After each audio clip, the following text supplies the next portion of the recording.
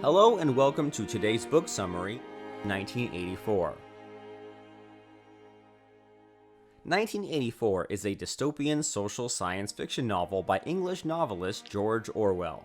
The story takes place in an imagined future, the year 1984, when much of the world has fallen victim to perpetual war, omnipresent government surveillance, historical negationism, and propaganda. Great Britain, known as Airstrip 1, has become a province of a totalitarian superstate named Oceania that is ruled by the party who employ the so-called thought police to persecute individuality and independent thinking. Big Brother, the leader of the party, enjoys an intense cult of personality. The protagonist, Winston Smith, is a diligent and skillful rank-and-file worker and outer party member who secretly hates the party and dreams of rebellion. He enters into a forbidden relationship with a colleague, Julia, and starts to remember what life was like before the party came to power. Everywhere Winston goes, even his own home, the party watches him through telescreens. Everywhere he looks, he sees the face of the party's seemingly omniscient leader, a figure known only as Big Brother. The party controls everything in Oceania, even the people's history and language. Currently, the party is forcing the implementation of an invented language called Newspeak, which attempts to prevent political rebellion by eliminating all words related to it.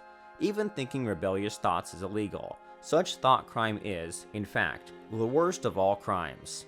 As the novel opens, Winston feels frustrated by the oppression and rigid control of the party, which prohibits free thought, sex, and any expression of individuality. Winston dislikes the party and has illegally purchased a diary in which to write his criminal thoughts. He has also become fixated on a powerful party member named O'Brien, whom Winston believes is a secret member of the Brotherhood, the mysterious, legendary group that works to overthrow the party. Winston works in the Ministry of Truth, where he alters historical records to fit the needs of the party. He notices a coworker, a beautiful dark-haired girl, staring at him, and worries that she is an informant who will turn him in for his thought crime. He is troubled by the party's control of history. The party claims that Oceania has always been allied with East Asia in a war against Eurasia, the two other superstates, but Winston seems to recall a time when this was not true. The party also claims that Emmanuel Goldstein, the alleged leader of the Brotherhood, is the most dangerous man alive, but this does not seem plausible to Winston. Winston spends his evenings wandering through the poorest neighborhoods in London, where the proletarians, or proles, live squalid lives, relatively free of party monitoring. One day, Winston receives a note from the dark-haired girl that reads, "I love you." She tells him her name, Julia, and they begin a covert affair, always on the lookout for signs of party monitoring. Eventually, they rent a room above the second-hand store in the Prole district where Winston bought the diary. This relationship lasts for some time. Winston is sure that they will be caught and punished sooner or later. The fatalistic Winston knows that he has been doomed since he wrote his first diary entry, while Julia is more pragmatic and optimistic. As Winston's affair with Julia progresses, his hatred for the party grows more and more intense. At last, he receives the message that he has been waiting for. O'Brien wants to see him. Winston and Julia travel to O'Brien's luxurious apartment. As a member of the powerful inner party, O'Brien leads a life of luxury that Winston can only imagine. O'Brien confirms to Winston and Julia that, like them, he hates the party, and says that he works against it as a member of the Brotherhood.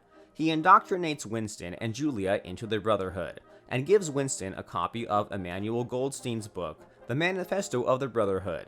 Winston reads the book, an amalgam of several forms of class-based 20th century social theory, to Julia in the room above the store.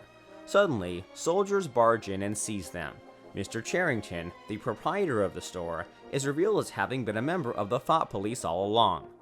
Torn away from Julia and taken to a place called the Ministry of Love, Winston finds that O'Brien, too, is a party spy who simply pretended to be a member of the Brotherhood in order to trap Winston into committing an open act of rebellion against the party. O'Brien spends months torturing and brainwashing Winston, who struggles to resist. At last, O'Brien sends him to the dreaded Room 101, the final destination for anyone who opposes the party. Here, O'Brien tells Winston that he will be forced to confront his worst fear. Throughout the novel, Winston has had recurring nightmares about rats.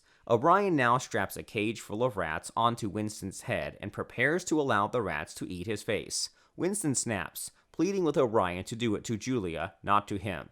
Giving up Julia is what O'Brien wanted from Winston all along. His spirit broken, Winston is released to the outside world. He meets Julia but no longer feels anything for her. He has accepted the party entirely and has forcefully, quote unquote, learned to love Big Brother.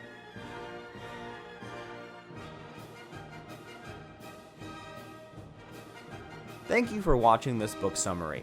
Did you enjoy this summary? Don't forget to thumbs up this video and let us know in the comments what book we should summarize next.